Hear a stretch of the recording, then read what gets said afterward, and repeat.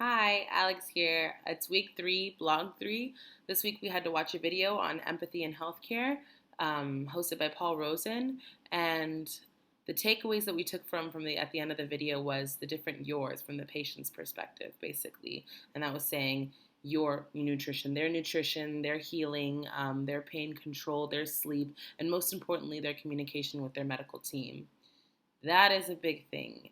It's all about creating a relationship. It's all about creating a bond, and communication is key. And sometimes that can get lost. For example, what they were saying, one of the examples was the amount of time it should take a patient to be able to explain their whole story.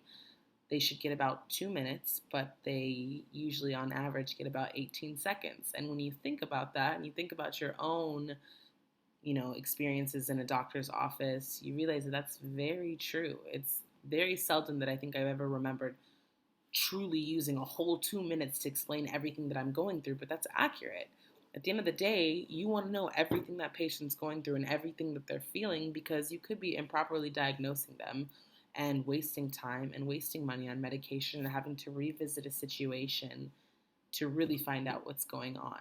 Also, that 18 seconds, just cutting off a patient because you hear something familiar and you're like, oh, it's obviously this, it can make them feel completely uncomfortable. It can make them feel that you think that what they're saying is unimportant. And maybe, I mean, at the end of the day, they are the patient. They know their body more than anyone. They are with themselves on a day to day basis. So you should really listen to everything they have to say.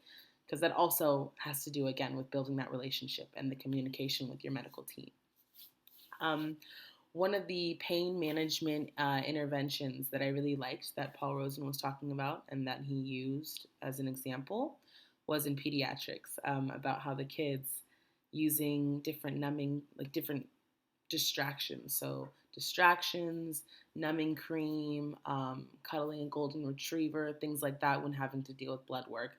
Because we all know how but getting our first shot was like, it was probably the scariest thing. And now that they have all these different options for just for kids, let alone adults, I think is beautiful, honestly. Which brings me to my personal experience. I remember when I had to go to the emergency department and get stitches in my hand. I had fallen down a flight of stairs, long story, and I had to get stitches in my hand. And I was terrified because I had never gotten stitches in my life. Like, I promised myself I would never get myself in a situation where I had to get stitches. But there I was. And the doctor did not set me up for feeling comfortable at all. He didn't explain to me, oh, this is what you're going through. This is what it might feel like. He didn't have anything for me to distract me, anything. I remember he just told me, you're going to have to get 6 numbing shots in your hand. They're going to hurt. And then I'm going to stitch it up. And I rarely cry, but that was a lot of pain to tolerate. And I cried through the whole thing. And I remember there being 2 intern nurses in the room, and they didn't even know what to say. He didn't say anything. It was just excruciating pain. And it made me terrified to ever want to go back and get stitches again. Like, I would rather just let it heal on its own, which is probably a terrible idea.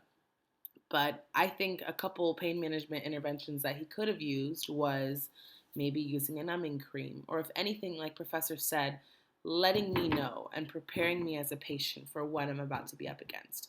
Hey, you're going to get 6 shots. How would you like them? Just letting you know they are the equivalent to a bee sting. Here's something to hold on to, maybe to squeeze. Here's a lollipop. Here's something to take your mind off of it. But they are going to hurt a little bit. Would you like me to go slow? Would you like it faster? Anything like that. Um, just letting me explore my options as a patient. And that's what's most important. When we think about pain, we get nervous, we get scared, we back away, and it deflects what we're really there to do, which is create this bond in this relationship and make our patients feel as comfortable as we know how.